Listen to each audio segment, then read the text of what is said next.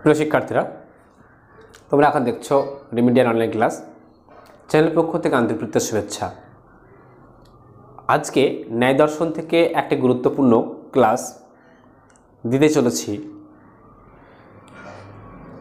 যেটা আশা করব আমি আমার অভিজ্ঞতায় দেখেছি ছাত্রছাত্রীদের এটা 95% ছেলে মেয়েই বিষয়টি সঙ্গে পরিচিত না, অর্থাৎ তারা ঠিকভাবে এগুলো গাইড নিয়ে আসে না বা এগুলো বোঝার চেষ্টা করে না। কিন্তু এই জাতীয় প্রশ্ন কিন্তু পরীক্ষায় দেওয়া হয়।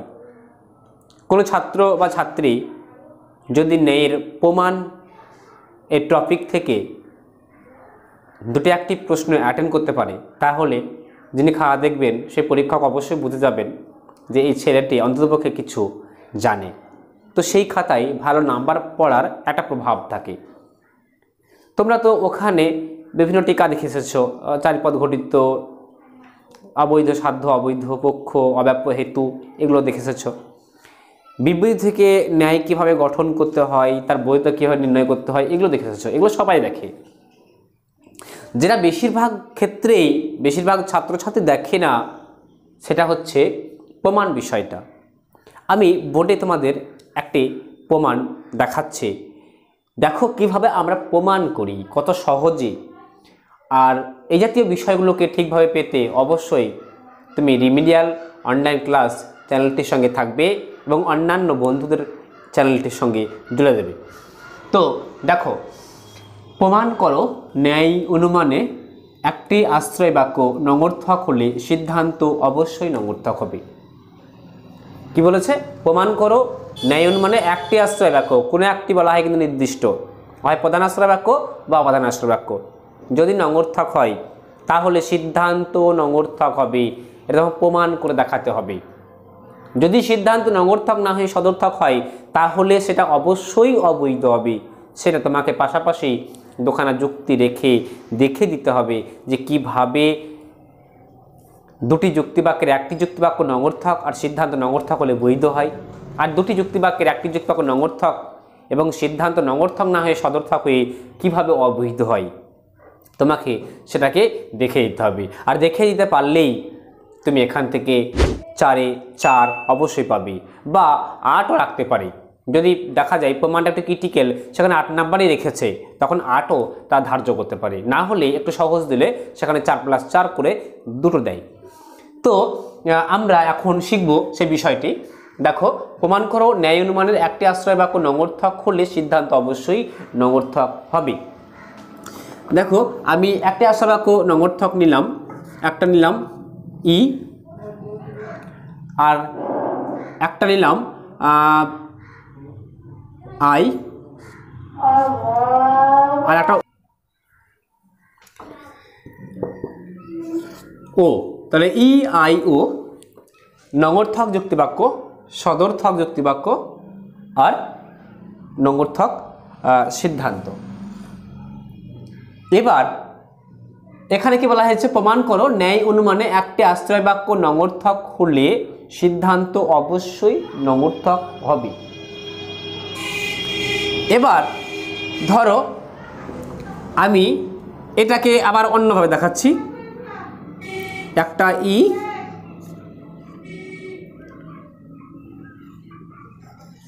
এ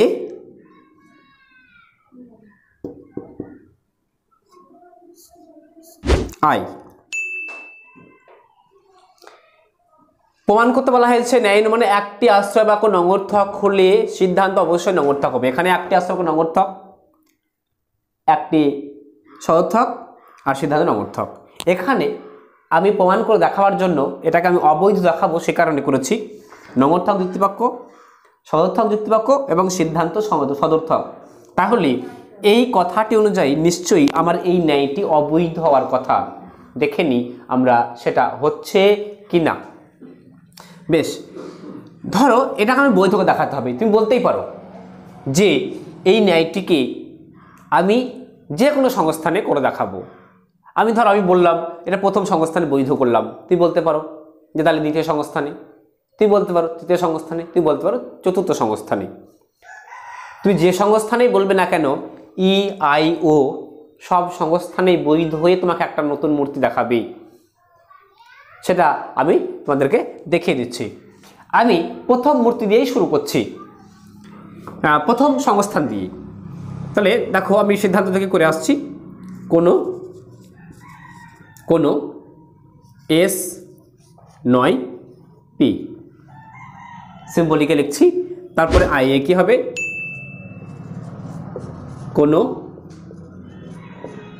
কোনো S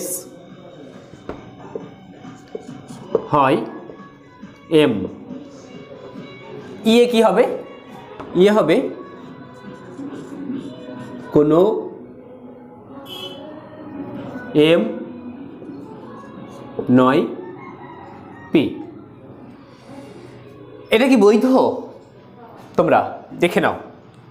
দেখো নেই 1 নম্বর নিয়ম, সেখানে কি বলা হয়েছে, 3টি বচন থাকবে। দেখো 1টি 2টি 3টি বচন আছে। 2 নম্বর নিয়ম, 3টি পদ থাকবে, SPM ব্যতীত অন্য কোনো পদ নেই। 3 নম্বর নিয়ম, সেখানে বলা হয়েছে হেতুপদ আকার ব্যাপ্য হবেই। দেখো M হেতুপদ, এটা এই বচন উদ্দেশ্য ব্যাপ্য করে বিধেয় করে, ফলে এখানে হয়ে গেছে।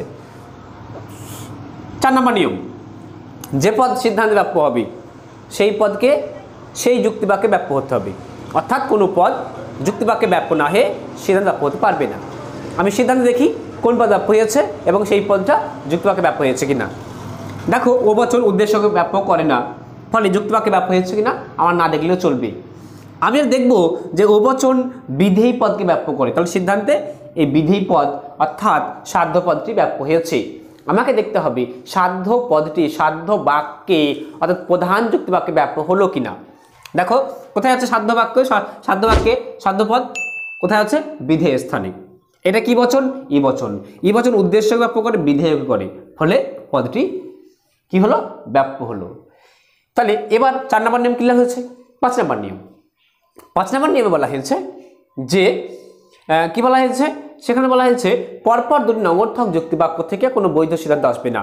দেখো এটা সামান্য নঙর্থক, এটা বিশেষ সদর্থক, আর সিদ্ধান্ত বিশেষ নঙর্থক। তো নঙর্থক আর সদর্থক, এখানে পরপর 2টি নঙর্থক যুক্তিবাক্য নেই, ফলে এর থেকে যে সিদ্ধান্ত এসেছে সেখানে কোনো ভ্রান্তি বা দোষ ঘটেনি। আমি আগেই বলেছিলাম, আগের ক্লাস আমাদের নিশ্চয় দেখে এসেছ যে 1 থেকে 5 অবধি যদি নিয়মগুলো ক্লিয়ার করে যায়, জানবে সেই ন্যায়টিতে আর কোনো দোষ নেই, কারণ এগুলো হচ্ছে ভ্যালিডিটি রুলস আর বাকি হচ্ছে স্ট্রাকচারাল রুলস, সেগুলো গঠনমূলক নিয়ম। তাই বাকি 6টি না দেখলেও বাকি 5টি 6 থেকে 10 অবধি না দেখলেও চলবে। তো এই 5টি নিয়ম ক্লিয়ার হওয়ার কারণে আমি বলতেই পারি ন্যায়টি বৈধ ন্যায়,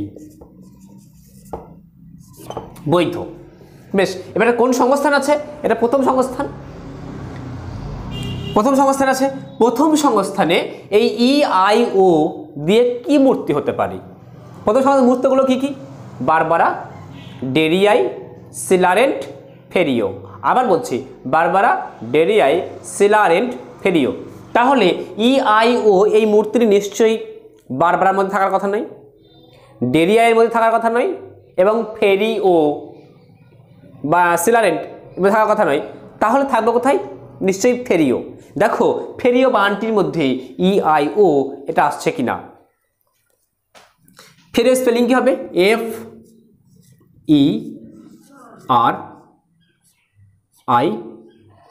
ফেরিও। দেখো EIO পেয়ে গেছো।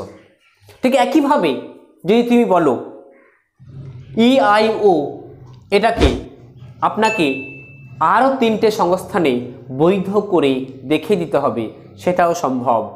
তার কারণ তোমরা জানো EIO মূর্তিটি 4টে সংস্থানেই বৈধ হয়। যেমন দ্বিতীয় সংস্থান, সেখানে কি বলা হয়েছে যে প্রথম সংস্থানে বারবার ডেরাই সিলারেন্ট ফেরিও পেলে, সেখানে পেয়েছো সেকেন্ডে কি সিসারি কেমিস্ট্রিস ফেস্টিনো ব্যারোকো, ফেস্টিনোর মধ্যে EIO পাবে।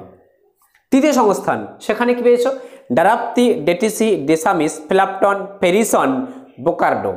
তাহলে কি বললাম, আর বলছি ডারাপ্তি ডেটিসি ডেসামিস ফ্ল্যাপটন ফেরিসন বোকার্ডো। তাহলে দেখো এই ফেরিসন এর মধ্যেও EIO পাচ্ছ। আবার যদি বলো চতুর্থ, আমি সেখানেও দেখিয়ে দেবো। সেখানে কি আছে, ব্রামান্তিফ ক্যামিনেস ডিমারিস ফিসাপো আর ফেরিসিসন। তাহলে এই ফেরিসিসন এর মধ্যেও ই আইও ভরা আছে। তাহলে বুঝতে পারলি যে যেটা প্রমাণ করতে বলা হয়েছে এটা অবশ্যই হবে, আর ওইভাবে হবে বলেই তোমাকে প্রমাণ করতে বলা হয়েছে। তাহলে এটাকে আমি দেখালাম যে দুটি যুক্তিবাক্যের একটি যুক্তিবাক্য নঙর্থক আর সিদ্ধান্ত নঙর্থক হলে যুক্তি বৈধই হয়, আর দুটি যুক্তিবাক্যের একটি যুক্তিবাক্য নঙর্থক আর সিদ্ধান্ত যদি নঙর্থক না হয় সদর্থক হয় তা সেটা অবশ্যই অবশ্যই অবৈধ হবে। এবার আমি নিচের যুক্তিটি দিয়ে সেটাকে বুঝে নিচ্ছি। ক্লাসটিতে আশা করব কোনো রকম বিরক্তি আসবে না, তার কারণ একটু দীর্ঘায়ু হচ্ছে ঠিকই, কিন্তু আশা করছি এর আগে তোমরা এরকমভাবে কোনো লেসেন পাওনি, আর এরকম জাতীয় ক্লাসগুলিকে কখনোই তুমি মিস করবে না। দেখো আমি এখানে সাজিয়ে নিচ্ছি আই বচনে কোনো কোনো এস হয় পি, কোনো কোনো এস হয় পি। তারপরে দেখে নাও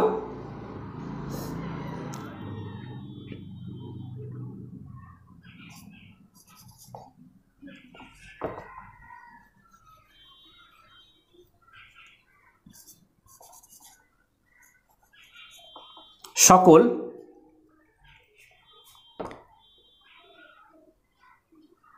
এস হয় সকল এস হয় এম।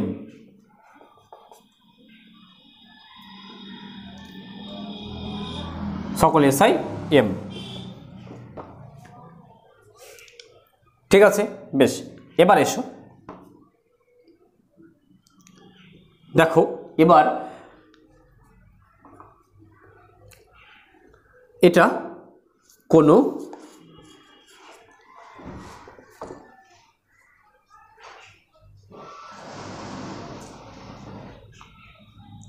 যে কোনো সংস্থান করতে পারি, আমি যে কোনো সংস্থানেই ফিগারটিকে আনতে পারি। ফলে আমি এখানে প্রথম সংস্থানই করলাম কোনো এম নয় পি। এটা কি বৈধ? এবার তাহলে তোমাকে দেখতে হয়। দেখো 1 2 3 তিনটে বচন আছে, এস পি এম তিনটে পদ আছে, হেতু পদ একবার ব্যাপ্য হয়েছে, ঠিক আছে, হেতু পদ একবার ব্যাপ্য হয়েছে। সিদ্ধান্তে যদি কোনো পদ ব্যাপ্য হয় তাহলে উপরে সমস্ত পদগুলিকেই ব্যাপ্য হতে হবে। সেই পদগুলি কি? সিদ্ধান্তে এস ব্যাপ্য হয়নি, পিও ব্যাপ্য হয়নি, ফলে উপরে যুক্তিবাক্যে ব্যাপ্য হয়েছে কিনা দেখার দরকার নেই। 5 নম্বর নিয়ম, পরপর দুটি নঙর্থক যুক্তিবাক্য থেকে কোনো বৈধ সিদ্ধান্ত আসবে না। এটা নঙর্থক, এটা সদর্থক। ফলে আমরা এখান থেকে দেখছি যে ই এ আই এখান থেকেও কোনো নঙর্থক দোষ ঘটল না। তাহলে এবার আমি কি এটাকে বৈধ বলতে পারবো? না, তাহলেও বৈধ বলতে পারবো না। কেন পারবো না? তার জন্য দেখো আমাকে স্ট্রাকচারাল যে 6টি নিয়ম আছে সেই 6টি নিয়মের উপরে আমাকে বেস করতে হবে। সেই 6টি নিয়মে কি বলা হয়েছে? সেই 6টি নিয়মের যে 5-এর পরে 6 নম্বর নিয়ম, সেখানে কি বলা হয়েছে? দুটি যুক্তিবাক্যের একটি যুক্তিবাক্য নঙর্থক হলে সিদ্ধান্ত অবশ্যই নঙর্থক হতে হবে, না হলে সেটা কি হবে? সেটা বৈধ ন্যায় হতে পারবে না। তাহলে নঙর্থক যুক্তিবাক্য কিন্তু সদর্থক সিদ্ধান্ত, একটা নিয়ম কি করলো? এখানে লঙ্ঘন করলো। 7 নম্বর নিয়ম, সেখানে কি বলা হয়েছে? 7 নম্বর নিয়মে বলা হয়েছে যদি দুটি যুক্তিবাক্যই সদর্থক হয় তাহলে সিদ্ধান্তকেও সদর্থক হতে হবে। দুটি যুক্তিবাক্যই যদি সদর্থক হয় তাহলে সিদ্ধান্তকেও সদর্থক হতে হবে। দেখো এখানে সেরকম কিছু নেই, কিন্তু এটা বলা হয়েছে নিয়মটা ঘুরিয়ে, যদি কোনো ন্যায়ের সিদ্ধান্ত সদর্থক হয় তাহলে ওপরের যুক্তিবাক্যগুলোকেও সদর্থক হতে হবে। কিন্তু এখানে সিদ্ধান্ত সদর্থক, কিন্তু ওপরের যুক্তিবাক্যগুলো নঙর্থক, একটা নঙর্থক একটা সদর্থক, তাহলে সেই নিয়মটাও লঙ্ঘন করলো। 8 নম্বর নিয়ম, সেখানে বলা হয়েছে যে সেখানে কি বলা হয়েছে? দুটি যুক্তিবাক্যের একটি যুক্তিবাক্য বিশেষ হলে সিদ্ধান্তকে বিশেষ হতে হবে। সেটা ক্লিয়ার আছে, সেটা অবশ্যই এখানে দোষ ঘটেনি। তারপরে যেটা 9 নম্বর নিয়ম, সেই 9 নম্বর নিয়মে বলা হয়েছে কি বলা হয়েছে? সেখানে বলা হয়েছে দুটি যুক্তিবাক্যের কোনো ন্যায়ের সিদ্ধান্ত যদি বিশেষ হয়, কোনো ন্যায়ের সিদ্ধান্ত যদি বিশেষ হয়, তাহলে দুটি যুক্তিবাক্যের যে কোনো একটি যুক্তিবাক্যকে বিশেষ হতে হবে। কিন্তু আমি দেখছি সিদ্ধান্তটি বিশেষ সদর্থক, কিন্তু উপরের দুটি যুক্তিবাক্যই এখানে সামান্য হয়েছে। ফলে এক এক করে অনেকগুলো নিয়ম, প্রায় 4টে নিয়ম লঙ্ঘন করলো। তাহলে আমরা একে কখনোই কোনোভাবেই বৈধ বলতে পারি না। এটিকে আমি এভাবে দেখালাম। এছাড়াও আরও অনেকভাবে অনেক দোষ ঘটিয়ে অবৈধ পক্ষ দোষ, অবৈধ সাধ্য দোষ ঘটিয়ে দেখানো যেতে পারে। তোমরা করবে কিভাবে? তোমাদের লক্ষ্য থাকবে, যেটা প্রশ্ন সেটার উপর লক্ষ্য থাকবে। প্রমাণ করো ন্যায়ানুমানের একটি আশ্রয় বাক্য নঙর্থক হলে সিদ্ধান্ত অবশ্যই নঙর্থক হবে। তোমাকে দেখাতে হবে একটি যুক্তিবাক্য যেহেতু নঙর্থক, সিদ্ধান্ত নঙর্থক করে আমি বৈধ প্রমাণ করব একটা, আর একটা যেটা আমি নিচে করব সেটাকে অবশ্যই অবৈধ করে দেখাতে হবে। একটি যুক্তিবাক্য নঙর্থক করব আর সিদ্ধান্তকে নঙর্থক না করে সদর্থক করব। সেটা হয় এ বচন, না হয় ই বচন দিয়ে আমরা দেখাবো যে ন্যায়টি অবৈধ। যদি দেখে দিতে পারো তাহলে তুমি টোটালি, যদি 8 নাম্বার থাকে 8-এ 8 পাবে, 4 থাকলে 4-এ 4 অবশ্যই পাবে, যদি না কোনোভাবে কোথাও তোমার ভুল না থাকে। তো আশা করছি ক্লাসটিকে ভালোভাবে বুঝতে পেরেছো। এইরকমভাবে প্রত্যেকটি প্রমাণকে আরও নিখুঁতভাবে শিখতে অবশ্যই চ্যানেলটিকে সাবস্ক্রাইব করবে আর পরে ক্লাসের জন্য অপেক্ষা করবে। আজ এ পর্যন্তই। Thank you everybody.